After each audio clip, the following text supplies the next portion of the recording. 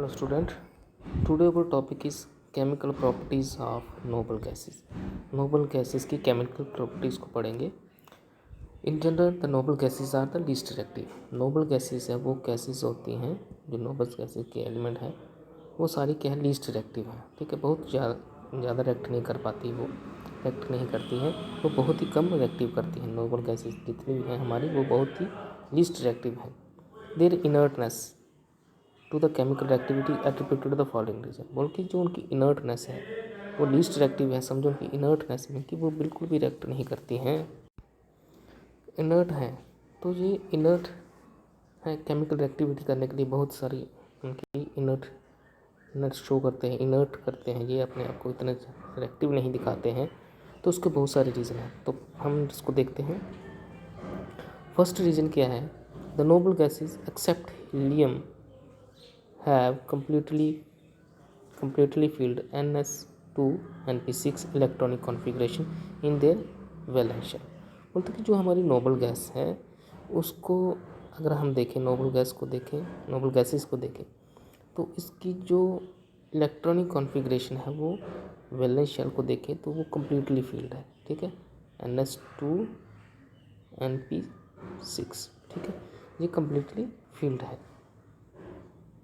तो हीलियम भी completely fill है, लेकिन हीलियम में 2 ही इलेक्ट्रॉन होते हैं बाहर, लेकिन जो बाकी वाले एलिमेंट है वो क्या है कम्प्लीटली फील्ड है, 8 इलेक्ट्रॉन पूरे फील्ड है. तो इस वजह से भी ये क्या है इनर्ट है, ये रिएक्टिव नहीं करता. दूसरा ये बोलते हैं कि जो हमारी नोबल गैसेस हैं इनकी जो आयोनाइजेशन एंथैल्पी है वो क्या है बहुत ही ज़्यादा है. ठीक है, आयोनाइजेशन एंथैल्पी बहुत ही ज़्यादा है. और ये बोलते हैं कि ये क्या है more positive electron gain enthalpy. Electron gain enthalpy इनकी क्या है बहुत ही ज़्यादा है. इलेक्ट्रॉन गेन एंथैल्पी भी इनकी बहुत ही ज़्यादा है. ठीक है, उसी वजह से भी क्या है कि जो हमारी नोबल गैसेस है वो क्या है इनर्ट रहती हैं. ठीक है, नोबल गैसेस हमारी इनर्ट रहती है.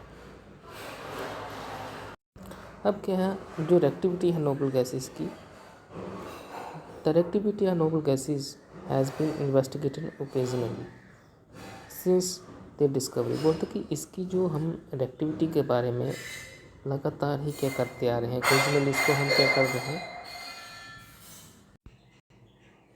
तो हम लगातार इसको क्या करें, जैसे इसकी डिस्कवरी हुई, नोबल गैसेस की डिस्कवरी हुई तो कंटिन्यूसली हम इनको क्या कर रहे हैं पढ़ते आ रहे हैं, इनके बारे में स्टडी कर रहे हैं. बहुत सारे attempts, but all the attempts, बहुत सारे हम क्या कर रहे हैं इनकी रिएक्टिविटी के बहुत सारे अटैम्प्ट किए, but all the attempts to force them to react. बहुत सारे अटैम्प्ट किए हमने ताकि इनको हम रिएक्ट करवा सकें. वो सारे के सारे क्या हुए अनसक्सेसफुल हुए. सक्सेसफुल कोई भी नहीं हुआ बहुत सालों तक. ठीक है, हमने क्या किया नोबल गैसेस को बहुत सालों तक क्या है रिएक्शन करवाने की कोशिश की, लेकिन हमें क्या है सक्सेस नहीं मिली, हम अनसक्सेसफुल रहे. ठीक है, बहुत सालों तक. फिर क्या हुआ after this discovery the number of xenon compound in March 62. अब देखो ये बोलते कि मार्च 62 में क्या हुआ, सबसे पहले नील बार्टलेट. ठीक है, बार्टलेट नील बार्टलेट थे जो हमारे यूनिवर्सिटी ऑफ ब्रिटिश में, इन्होंने सबसे पहले कोलंबिया में क्या किया, इन्होंने ऑब्जर्व किया. ठीक है, एक ऑब्जर्वेशन देखी इन्होंने, जिसमें क्या था कि इन्होंने क्या देखा the reaction of noble gases. सबसे पहले इन्होंने रिएक्शन ऑफ नोबल गैसेस को स्टडी किया. First he prepare the red compound. एक रेड कंपाउंड बनाया उन्होंने. ठीक है, एक रेड कंपाउंड बनाया जो कि फार्मूलेटेड एज इस तरह था. इस तरह से हमारा ऑक्सीजनल, इस तरह से हमारा कंपाउंड था जो कि जो हमारा ऑक्सीजनल हेक्सा फ्लोरो प्लेटिनेट की तरह था. ठीक है, हेक्सा डाइऑक्सीजन हेक्सा फ्लोरो प्लेटिनेट की तरह था. ठीक है, ये हमारा एक ऑक्सीजन का बना हुआ कंपाउंड है जो कि डाइऑक्सीजनल हेक्सा फ्लोरो प्लेटिनेट है.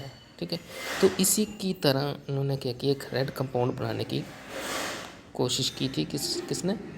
नील बार्टलेट ने. ठीक है, तो अब ये क्या था जो हमारा था डाइऑक्सीजनल हेक्साफ्लोरो प्लेटिनेट था. इसी की तरह इन्होंने क्या किया एक और कंपाउंड बनाया जिसको उन्होंने क्या बोलते हैं जीनन हेक्साफ्लोरोप्लेटिनेट, जीनन हेक्साफ्लोरोप्लेटिनेट। तो इन्होंने देखा कि he then realized that the first ionization enthalpy of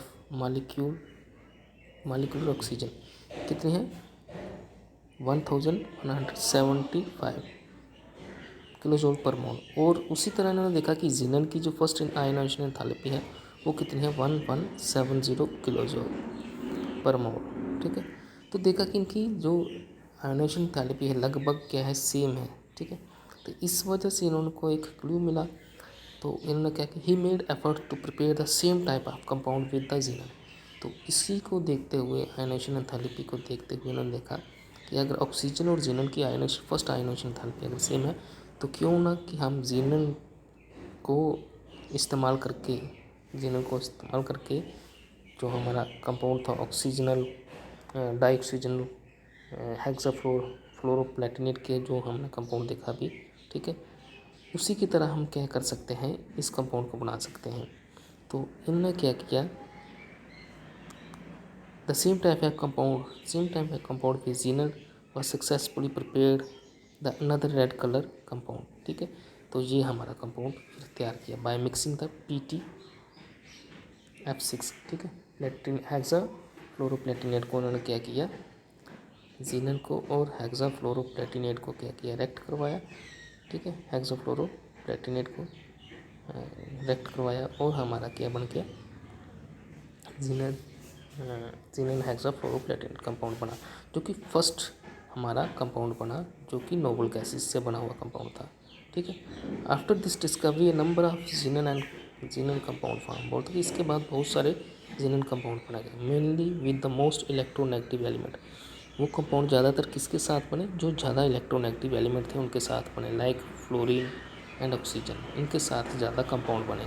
ठीक है, नोबल गैसेस के जो कंपाउंड थे ज़्यादा किसके साथ बने फ्लोरीन एंड ऑक्सीजन के साथ, ये बहुत ही ज़्यादा इलेक्ट्रोनेगेटिव कंपाउंड थे। ठीक है, फिर क्या था कि the compound of the krypton are fewer. बोलते क्रिप्टॉन की जो हम कंपाउंड देखे वो बहुत ही कम बने हैं। The only difluoride has been studied in detail. ठीक है, तो ज़्यादातर कौन से डाईफ्लोराइड जो कंपाउंड है क्रिप्टॉन के वो ही ज़्यादा पड़े जाते हैं। The compound of the radon have not been isolated. जो रेडॉन का कंपाउंड है वो बहुत ही कम आइसोलेट कर सकते हैं। ठीक है, उनको हम इतनी ज़्यादा जल्दी से सेपरेट से आइसोलेट नहीं करते, नहीं पहचान पा सकते हैं। The only identified RnF2।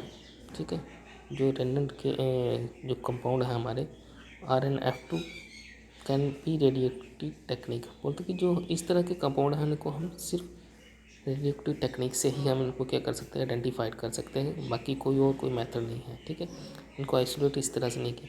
No true compound of argon neon helium yet no.